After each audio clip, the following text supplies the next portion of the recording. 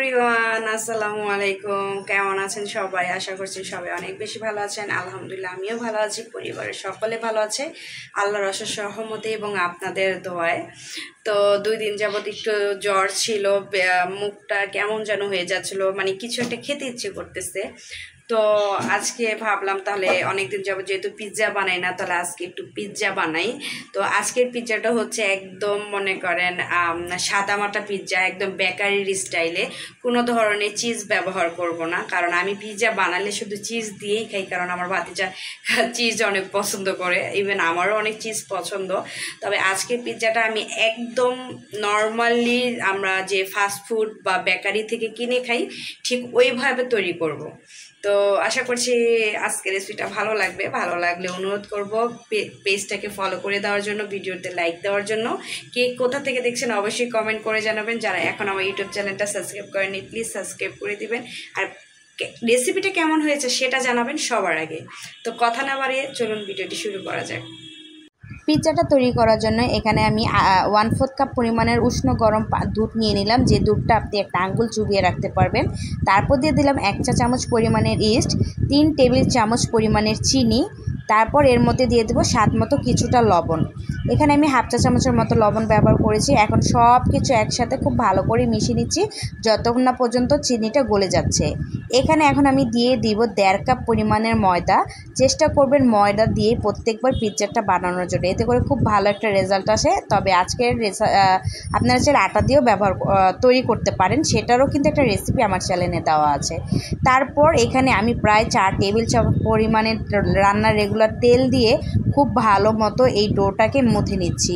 চেষ্টা করবেন একটু সময় নিয়ে এই ডোটাকে সফট হ্যান্ডে খুব ভালো মতো মথে নেওয়া জন্য।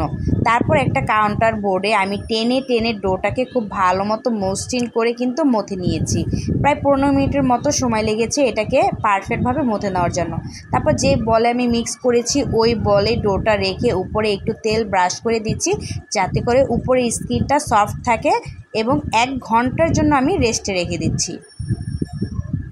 অবশ্যই পিৎজার ডোটা 1 ঘন্টার জন্য রেস্টে রাখতে হবে। এইদিকে আমি একটা খামির তৈরি করে নিব, একটা পুর রেডি করে নিব। বেকারির রেসিপি যে পিৎজাগুলো সেখানে কিন্তু চিকেনের পরিমাণটা খুব কম থাকে, এবং পেঁয়াজ বা বাঁধাকপির পরিমাণটা ওরা বেশি দেয়। তো যেহেতু ঘরে বানিয়ে খাচ্ছি সেক্ষেত্রে তো আর কিপটামি করে চলবে না, তাই না? তো এখানে আমি প্রায় 1.5 কাপ পরিমাণের নিয়েছি চিকেন, সিদ্ধ করে জাস্ট আমি নর্মাল পানি দিয়ে সিদ্ধ করে নিয়েছি। তারপর হচ্ছে কাঁটা চামচ দিয়ে ছেড়ে নিয়েছি। তারপরে এখানে আমি 1/2 কাপ পরিমাণে দিয়ে দিলাম পেঁয়াজ, তারপর 1 চা চামচ পরিমাণের আদা বাটা, 1 চা চামচ পরিমাণের রসুন বাটা, 1/2 চা চামচ পরিমাণে হলুদের গুঁড়া, 1/2 চা চামচ পরিমাণে লাল মরিচের গুঁড়া, 1 চা চামচ জিরা গুঁড়া, 1 চা চামচ ধনিয়ার গুঁড়া, সয়া সস 1 টেবিল চামচ এবং 2 টেবিল চামচ পরিমাণে টমেটো সস। তারপর দিলাম 1 চা চামচ পরিমাণে লেবুর রস বা লেবুর 1 চিলি আমি একটু এখানে চিপড়ে দিয়ে দিয়েছি। তারপরে প্রায় 2 চা চামচ পরিমাণের মতো দিয়ে দিলাম ফ্রেশ গোলমরিচের গুঁড়া।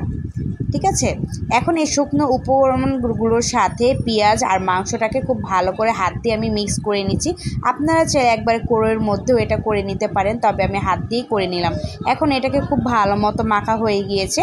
তো এখন হচ্ছে চুলাতে চলে যাব, আর এই মিশ্রণটা দিয়ে পিৎজা বানিয়ে খেয়ে দেখবেন একদম দোকান বা বেকারি থেকে কোনো অংশে কম হবে না। একটা চুলার মধ্যে একটা ফ্রাই প্যান বসিয়ে দিয়েছি, তার মধ্যে প্রায় 4 টেবিল চামচ পরিমাণে দিয়ে দিলাম তেল, এবং এই তেলের মধ্যে এই মাংসটাকে আমি খুব ভালো মতো একটু ভেজে নিব। অত বেশি ভাজার প্রয়োজন নাই, যেহেতু চিকেনটা অলরেডি রান্না করা, জাস্ট 1-2 মিনিট একটু ভেজে নিব, যাতে করে সব কিছু যে একটা কাঁচা গন্ধ আছে সেটা যাতে চলে যায়। তো আমি একটু ঢাকনা দিয়ে ঢেকে দিচ্ছি, যাতে করে সুন্দরভাবে পেঁয়াজটাও একটু সফট হয়ে যায়, তবে অতিরিক্ত ভাজি করা যাবে না। তো আমার 2 মিনিট হয়ে গিয়েছে। 2 মিনিট পর আমি দেখেন আবারও ঢাকনাটা উঠিয়ে দিলাম, এবং এই যে দেখতেই পারছেন যে চিকেন থেকে কিন্তু তারপর অনেকটা পানি ছেড়েছে। জাস্ট আমি পানিটা শুকানোর আগ পর্যন্ত হাই হিটে একদম চিকেনটাকে ঝরঝরে করে ভেজে নিচ্ছি।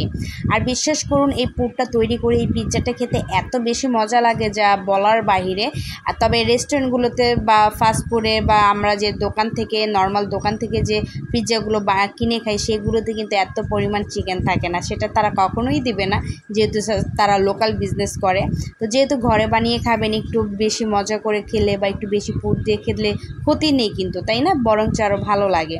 তো এই দেখেন একদম ঝরঝরা করে আমার ভাজা নেওয়া হয়ে গিয়েছে। আর এই দিকে আমার পিৎজার খামির যেটা ছিল এটাও কিন্তু একদম ফুলে ডাবল হয়ে গিয়েছে। তো আমি একটা ঘুষি মেরে একদম আপনার বাবলসটাকে বের করে নিলাম, যে একটা বাতাস তৈরি হয়েছিল। তারপর খুব ভালো করে মথে নিয়েছি। তারপরে আমি এখানে এটাকে 2 ভাগ করে নিচ্ছি, তবে একটা ভাগ বড় হবে আর একটা ভাগ ছোট হবে। আর ওই একটা ছোট ভাগটাকে আমি আবার 2 ভাগ করে নিব। আর এই 2 ভাগ করার পর এটা দিয়ে কী করব একটু পরে আপনাদেরকে দেখাচ্ছি।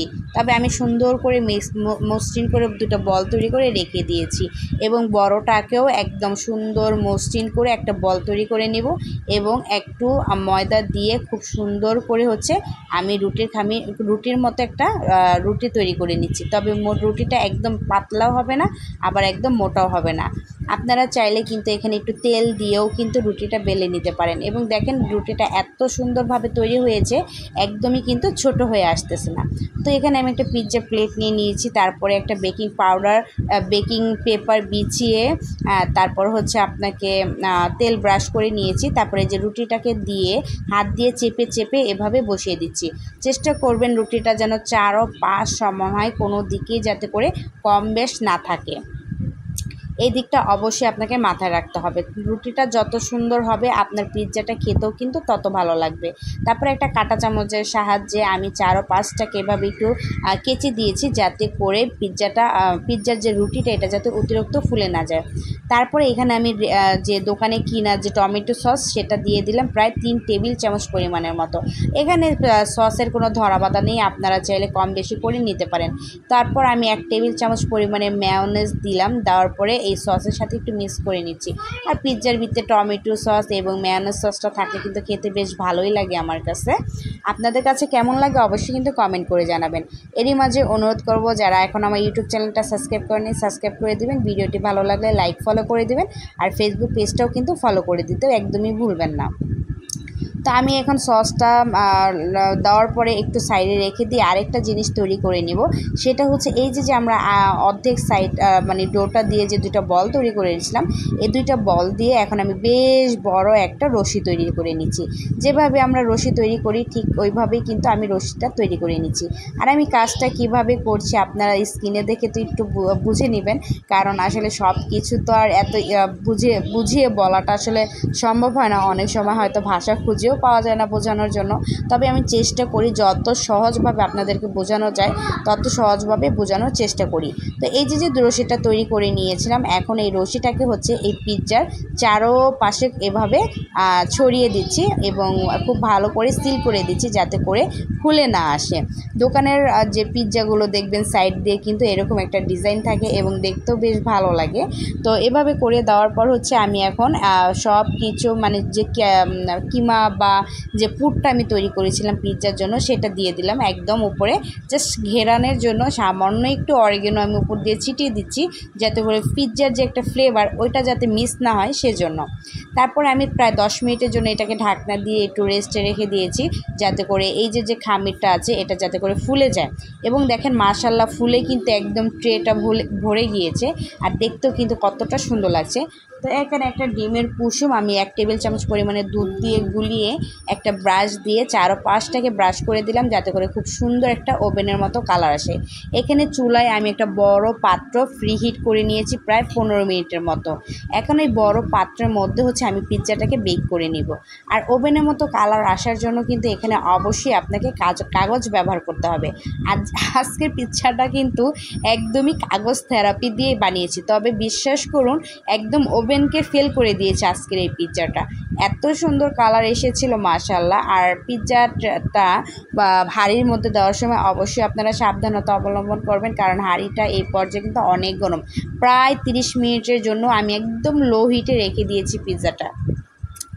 তো ঠিক 30 মিনিট ঘড়ি ধরে আমি অপেক্ষা করলাম। তো এখন চলেন দেখা যাক কী অবস্থা হয়েছে। তো মাশাল্লাহ মাশাল্লাহ, দেখেন পিৎজাটা ফুলে একদম ডাবল হয়ে গিয়েছে, আর চারপাশটা কত সুন্দর ঘ্রাণ এসেছে মাশাল্লাহ। তবে আমি যতবার বাসায় পিৎজা বানাই একদম পারফেক্ট হয় এবং সবাই অনেক বেশি প্রশংসা করে।